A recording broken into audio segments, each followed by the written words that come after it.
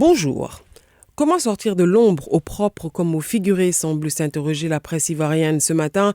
L'absence d'électricité des heures durant un peu partout à travers le pays éclaire les plumes de la plupart de vos journaux parus ce jour, qui consacrent dossiers, billets et même éditos. Des jours plus sombres s'annoncent, exclame le nouveau réveil, et d'annoncer des coupures d'électricité encore plus graves, citant la compagnie ivoirienne d'électricité justement. Le journal en veut pour preuve le constat de ce qu'il appelle l'électricité au compte-gouttes dans les communes d'Abidjan, qui pour certaines se trouvent privées d'eau dans la foulée. Depuis des jours déjà, et sans doute pour les semaines à venir, le courant ne passera pas dans la vie des Ivoiriens. On joue avec les mots, mais c'est du délestage, martèle le billettiste du journal, un rationnement du courant électrique qui ne dit pas son nom. Fake news, selon la CIE, titre l'expression qui dément un quelconque calendrier de délestage de la compagnie. Le billet intrépide, lui, s'attarde sur les propositions des experts qui proposent une diversification du mix énergétique et d'aller de plus en plus vers des énergies renouvelables, c'est-à-dire arrêter de dépendre d'une ou de deux sources d'énergie, pas en 2030 comme prévu, mais là, tout de suite, maintenant, nous dit le journal.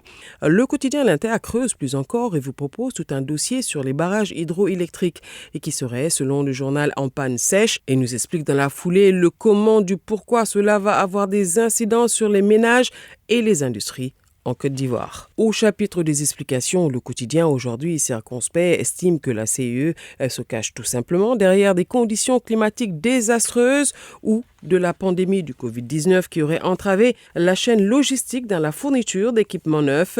Et voilà, poursuit le journal, que le manque de pluie nous immerge encore une fois au fond de l'obscurité. Et c'est maintenant, écrit mon confrère, qu'on nous dit de tout faire pour augmenter la production de gaz nécessaire au fonctionnement des centrales. Le mandat, quant à lui, annonce en première page avoir trouvé les explications de ces coupures intempestives d'eau et d'électricité dans un rapport de l'ONU et de l'OCDE qui tirait déjà sur la sonnette d'alarme l'année dernière quant aux impacts du changement climatique et qui estime à 40% le déficit mondial en électricité et en eau d'ici 2050. Dernière heure reprenant le célèbre slogan du parti au pouvoir et interpellant dans la foulée le chef de l'État et son gouvernement avec ce titre « Mais Ouattara, où est la solution ?»